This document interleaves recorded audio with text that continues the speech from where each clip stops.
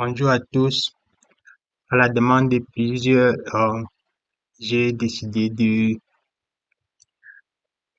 faire cet enregistrement où je présente comment remplir le formulaire I-130, c'est-à-dire le formulaire que tu dois remplir si tu es résident permanent et que tu souhaites faire venir ta femme ou bien ton mari, ton enfant ou bien ton père.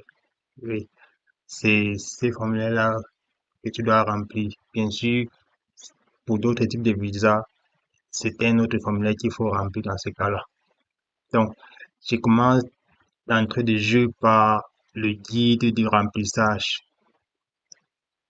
Et comme je ne fais pas de magie, je vais vous dire, en fait, je vais juste parcourir les instructions qui sont devant vous.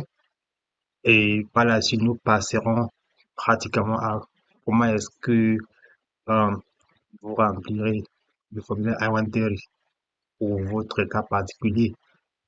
Donc ici, là, c'est pourquoi le formulaire inventaire. Là, c'est un peu expliqué là. A citizen or law permanent resident of the United States may file Form I-130 petition for alien relative with U.S. citizenship and immigration services to establish the extent of the relationship to certain alien relatives who wish to immigrate to the United States. En fait, c'est un formulaire que tu dois remplir afin de prouver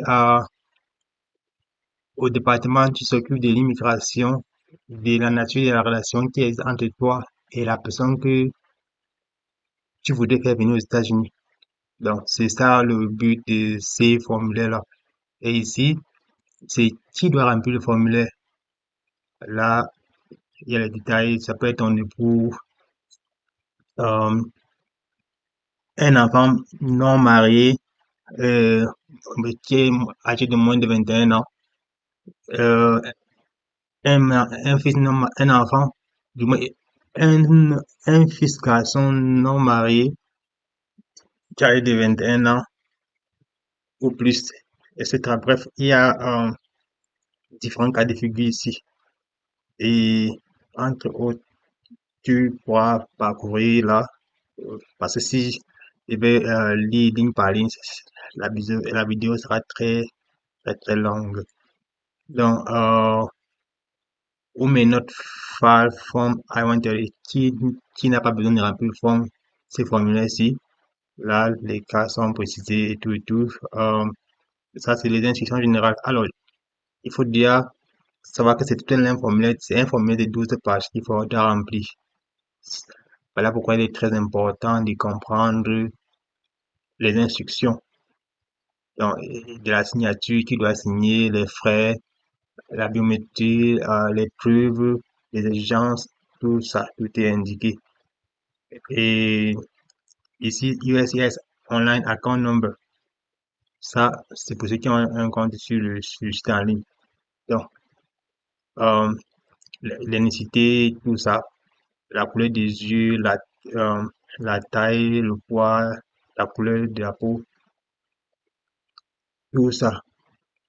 Donc, ce sont des informations que tu dois connaître. Ici, par exemple, à partie 7, c'est Individual Contact Information. Ça, c'est si tu t'es fait attacher les services d'un interprète. Si oui, tu auras besoin de ces informations pour remplir le formulaire. Euh, les Contact Information Declaration and Signature. Bien sûr, tu auras besoin de mettre tes informations de contact. Tu dois signer le formulaire. Donc, ici, euh, il s'agit d'indications pour chacune des parties du formulaire. Ça veut dire que lors du remplissage, quand tu as un doute sur une partie, il faudra juste revenir ici, remonter à la partie en question pour savoir qu'est-ce qui est réellement demandé à ce niveau-là.